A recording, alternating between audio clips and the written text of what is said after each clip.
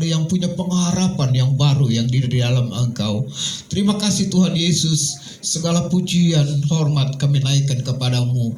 Berfirmanlah Tuhan, karena kami siap untuk mendengar. Di dalam nama Tuhan Yesus, kita yang mau mendengar kebenaran firman Allah, kita berkata dengan satu iman, yaitu amin. Salam Bapak Ibu sekalian dikasih Tuhan. Kabar luar biasa, amin. Saya juga mengalami hal yang luar biasa ya Bapak Ibu sekalian dikasih Tuhan, terutama dalam bulan Oktober ini ya. Saya merasakan begitu luar biasa penyertaan dan pertolongan daripada Tuhan. Yang pertama, Tuhan memberkati saya dengan keadaan yang begitu luar biasa ya. Jadi izinkan Tuhan untuk mengalami sedikit kecelakaan ya, sehingga kaki saya masih belum bisa untuk berjalan secara normal, tapi saya percaya ini terus dalam pemulihan dan Tuhan akan menyertai dalam segala kehidupan saya ya. Bapak Ibu sekalian dikasih Tuhan, jadi buat kita orang yang percaya bukan tidak mungkin ya hal yang tidak baik itu terjadi dalam kehidupan kita, amin. Tuhan tidak berjanji bahwa jalan akan selalu mulus, langit akan selalu cerah, amin. Tapi yang dia janji adalah dia beserta dengan kita dalam keadaan apapun juga. Nah Bapak Ibu sekalian dikasih Tuhan, itu kesaksian saya yang pertama. Kesaksian yang kedua adalah Tuhan begitu baik dalam kehidupan saya. Dalam bulan Oktober ini saya bisa melunasi ya, hutang saya kepada Bank BCA. Ini satu mujizat yang luar biasa Bapak Ibu sekalian dikasih Tuhan. Kenapa saya katakan demikian? Ini terjadi 5 tahun ke belakang ya. Waktu itu keadaan rumah saya sungguh memprihatinkan ya. Ada kayu-kayu di rumah itu hampir roboh. Kalau ada angin gitu udah takut ya. Aduh, takut roboh gimana ini. Nah saya berinisiatif waktu itu mau renovasi rumah. Ya cuman kita tahu ya, kalau renovasi itu kan uangnya nggak sedikit ya. Kalau kita punya itu paling tidak itu 3 kali lipat ya. Kalau misalnya kita punya 50 juta, kita mesti punya 150 misalnya, baru kita bisa ngebangun. Ya cuman ini saya modal bersama dengan Tuhan aja. Saya katakan, Tuhan saya mau renovasi rumah ini ya. Cuman saya ada sedikit uang, bagaimana caranya nih, saya bilang gitu kan. Saya waktu itu ada bekerja sama dengan seorang teman saya di Jakarta. Jadi saya jualin barang dia, tetap saya bekerja tapi sambil jualan gitu ya. Nah Bapak Ibu sekalian dikasih Tuhan, waktu itu jualannya lagi lumayan bagus gitu. Maka saya pikir ini bisa berarti kan. Saya mulailah itu renovasi. Ya ternyata renovasi seperti itu. Betulin di sini, yang di sini. Ya Bu Yami ngerasa gitu ya. Udah jadi di sini, waduh ini kurang menaik. Nah itu seperti itu, akhirnya memerlukan biaya yang begitu besar Bapak Ibu sekalian, tanpa disadari oleh saya ya. Saya pikir bisa nutup lah. Tapi keadaan pasar waktu itu agak sepi. Nah mulailah di situ saya mulai bingung. Waduh bagaimana ini? Ternyata setelah diakumulasi itu sekitar 400 juta lebih waktu itu, 5 tahun yang lalu. Waduh, saya bilang bagaimana cara saya ngebayar utang dengan teman saya ini ya. Teman saya sih ngusulin, dia bilang, lu ada apa? Ya sertifikat rumah sih ada, saya bilang gitu kan. Ini dah lokasi gua, dia bilang, gua taruh di bank, nanti lu yang tinggal nyicil. Cuman saya khawatir kan, namanya surat dikasih orang, nanti bagaimana kan. Saya bergumul, berdoa dengan Tuhan. Saya katakan, Tuhan kalau memang harus bayar, ya harus ngutang, ya saya ngutang lah. Saya bilang, ya kan, tapi kan bagaimana caranya, saya bilang gitu kan. Nah ini Bapak Ibu sekalian dikasih Tuhan, ya saya ambil inisiatif supaya utang itu bisa lunas. Saya ajukan ke BCA ya, waktu itu dapat 400 juta lebih. Tenornya 5 tahun, 1 bulan 9 juta. Gaji saya waktu itu sekitar 6 juta lebih Bapak Ibu sekalian kasih Tuhan. Secara matematika nggak mungkin bisa ya kan. Dengan gaji sekian, keperluan rumah tangga segala macam, nggak mungkin. Dan saya belajar Bapak Ibu sekalian dikasih Tuhan, saya belajar Ya ini saya impartasi aja buat Bapak Ibu sekalian dikasih Tuhan, bagaimana cara Ibu ngambil kebaikannya terlepas kepada Ibu Bapak Ibu sekalian dikasih Tuhan ya. Saya belajar dari pengalaman-pengalaman saya yang lalu. Sejak saya percaya kepada Tuhan, Tuhan gak pernah tinggalin tuh, ya kan? Selalu. Gaji saya pertama kali masuk kerja itu cuma 500.000, Bapak Ibu sekalian dikasih Tuhan. Sedangkan saya kredit rumah itu 500.000. Bagaimana mungkin? Ya kan nggak mungkin. Tapi itu saya jalanin dan itu berlangsung terus. Dan saya makanya punya pengalaman pribadi.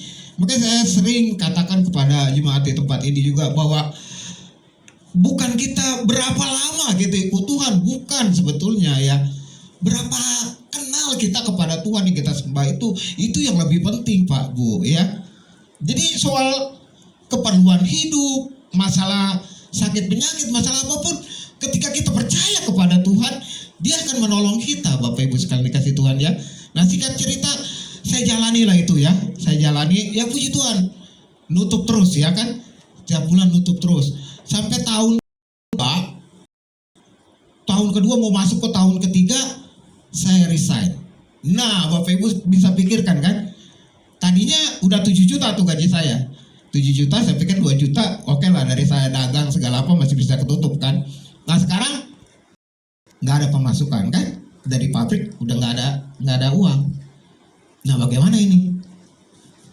Dan istri saya juga kesaksian gue, dia bilang saya juga dikasih Tuhan kekuatan yang begitu luar biasa. Nggak pernah kepikiran tuh, waduh, biasa kan kita kan seperti itu ya. Ketika ngadepin masalah, waduh mati dah kita nih. Ya, yang biasa 7 juta hilang nih. Bagaimana mungkin? Tapi itu dahsyat ya, Tuhan yang kita sembah, Tuhan yang luar biasa ya. Saya menyaksikan di sini bagaimana pertolongan Tuhan dari hari ke hari. Walaupun kehidupan saya ya istilahnya pas-pasan ya, tapi ya itu dia pasnya pas itu. Pas kita mau makan kita ada, pas kita mau pergi kita ada. Nah itu dia Pak Bu ya. Kan ini ya yang kita inginkan seperti itu ya Bapak Ibu sekalian dikasih Tuhan. Nah itu saya alami sampai 3 tahun nih saya belum tidak bekerja di perusahaan itu, tapi puji nama Tuhan ya. Orang-orang bahkan di ada pembantu anak saya itu Niko di rumah itu sampai dia heran gitu. Bu tanya sama Oma, siapa sih kerjanya apa sih gitu kan, kerjanya apa sih, kan di rumah aja ya. Ya tapi kehidupan kita bisa dibilang seperti itu Pak Bu ya. Jadi ini juga kesaksian buat yang lain juga ya. Jadi kita jangan apa-apa sedikit-sedikit menyalahkan Tuhan, menyalahkan keadaan ya kan. Tapi biarlah kita mau belajar untuk kita mengenal Tuhan lebih dan lebih lagi, supaya kehidupan kita ke depan adalah kehidupan yang diberkati oleh Tuhan. Nah Bapak Ibu sekalian dikasih Tuhan, itu kesaksian saya ya, 2 hal yang boleh menjadi penguat kita juga. Dan saya percaya Tuhan yang kita sembah adalah Tuhan yang sama. Kalau Tuhan menolong saya percaya kita pun akan mendapatkan hal yang sama ya. Mungkin beda versinya ya, mungkin masalah keuangan, mungkin masalah sakit penyakit, masalah yang lain. Tapi satu hal yang saya percaya, kalau Tuhan tolong saya, Dia pun akan tolong saudara sekalian. Amin. Nah Bapak Ibu sekalian dikasih Tuhan, kita akan masuk ke dalam firman Tuhan. Firman Tuhan diambil dalam Amsal pasal 3 ayat 5 sampai dengan yang ke-8. Ada beberapa hal yang boleh kita pelajari ya. Dia berhubungan juga dengan apa yang saya sudah alami sampai kepada hari ini ya Bapak Ibu sekalian dikasih Tuhan.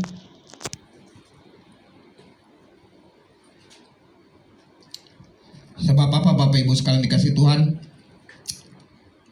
Kalau kita mendengar ya, akhir-akhir ini begitu menakutkan ya, berita-berita di televisi, di sosial media ya, banyak hal yang mengkhawatirkan. Tapi kita percaya ya, tema hari ini saya beri judul kuat di dalam Tuhan ya. Jadi bukan kuat karena kita, tapi kuat karena ada Tuhan yang menyertai kita ya Bapak Ibu sekalian dikasih dalam sampai dengan yang ke-8 saya bacakan. Percayalah kepada Tuhan dengan segenap hatimu, janganlah bersandar pada pengertianmu sendiri. Akuilah Dia dalam segala lakumu, maka Ia akan meluruskan jalanmu. Jangan menganggap dirimu sendiri bijak. Takutlah akan Tuhan dan jauhilah kejahatan. Itulah yang akan menyembuhkan tubuhmu dan menyegarkan tulang-tulangmu. Amin. Bapak Ibu sekalian dikasih Tuhan, sebentar lagi kita sudah masuk bulan November ya. Besok udah bulan November dan akan kita songsong tahun yang baru, yaitu tahun 2023 yang menurut prediksi. Nah ini dia ya. Jadi para ahli ekonomi, ahli segala macam nih ya, tahun depan akan terjadi suatu resesi yang belum pernah terjadi sebelumnya ya. Dulu pernah terjadi, tapi resesi kali ini nih komplit. Bapak Ibu sekalian kasih Tuhan ya. Kenapa dikatakan komplit? Resesi ini dikatakan resesi bukan hanya ekonomi, tapi juga ada resesi pangan ya. Orang akan banyak yang negara-negara yang kesulitan makanan, yang akan terjadi kelaparan yang begitu menakutkan. Dan juga ditambah lagi dengan resesi energi ya, tentang gas, bahan bakar. Negara-negara di Eropa mulai khawatir nanti masuk musim dingin bagaimana ya kan, karena di sana terjadi perang Ukraina dan Rusia dan mengganggu pasokan bahan bakar. Nah, Bapak Ibu sekalian dikasih Tuhan, bahkan presiden kita sebelum ini juga mengatakan ya, padahal Pak Jokowi itu seorang yang begitu optimis sebetulnya ya. Tapi dia juga mengatakan ada 60 negara yang sudah antri ke IMF tuh, Dana Moneter Internasional, yang meminta bantuan. Dan 28 sudah mulai dibantu oleh IMF. Ada negara-negara lain yang siap-siap untuk mengalami resesi yang begitu complicated ini ya. Nah, Bapak Ibu sekalian dikasih Tuhan, kita berpikir ini kan COVID udah mulai mereda deh, kita pikir ya.